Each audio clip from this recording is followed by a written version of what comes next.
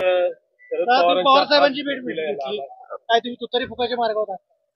आदरणीय पवार साहेबांच्या विचाराशी पहिल्यापासूनच आम्ही सगळेजण निगडीत आहोत. पक्ष स्थापनेपासून अमित कदम सुद्धा एक राष्ट्रवादीचा सामान्य कार्यकर्ता या नात्यानं राष्ट्रवादीशी निगडीत राहिला. ज्या राजकीय मधल्या काळामधल्या ज्या स्थित्यंतरे घडली त्या अनुषंगानं सुद्धा राष्ट्रवादी काँग्रेस पक्षाची विचारधारा कधीही आम्ही सोडली नव्हती, ती सोडणारही नाही.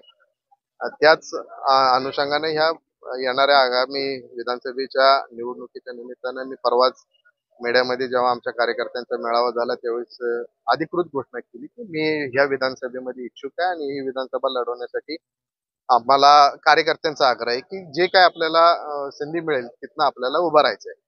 आणि त्या दृष्टीनं आज आदरणीय पवार साहेबांची भेट घेतली. पवार साहेबांना विनंती केली की सातारा जावली विधानसभा मतदारसंघामधून मी लढवण्यासाठी इच्छुक आहे. तरी आपल्याला मला जर संधी देता आली तर निश्चित स्वरूपानं हा मतदारसंघ राष्ट्रवादीचा जो पूर्वाश्रमीचा आहे तो पुन्हा एकदा अभैध ठेवण्यासाठी माझ्यासारख्या कार्यकर्त्याचं योगदान निश्चित स्वरूपानं आपल्या आशीर्वादानं मला मिळेल आणि त्यासाठी आपण विचार करावा ही विनंती केली.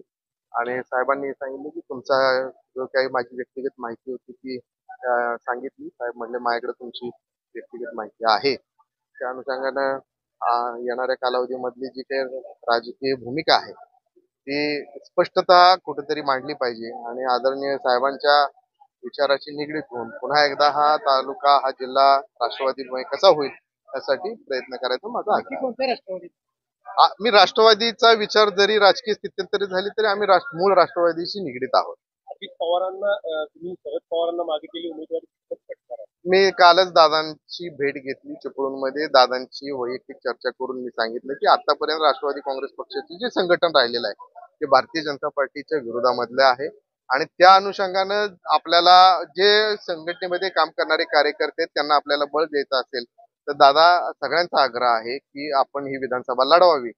त्यासाठी दादांनी माझं सगळं म्हणणं ऐकून घेतलं. दादांनी त्याच्यावर कोणती प्रतिक्रिया दिली नाही पण त्यासाठी त्यांनी कोणता नकारही दिला नाही. पण मी माझं म्हणणं दादांना स्वच्छ सांगितलेलं आहे की मला ही विधानसभा लढवावी. दादाकडचे कार्यकर्ते आहे, बाळासाहेब चौधरी आहे. तुमची दादांची राष्ट्रवादी फुटीच्या मार्गावर आहे का सातारा जिल्ह्यात? राष्ट्रवादी फुटीच्या मार्गापेक्षा आम्ही म्हणतोय की राष्ट्रवादी एकजूट कशी होईल.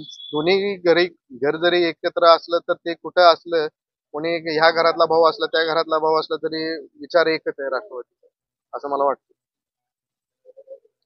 थँक्यू.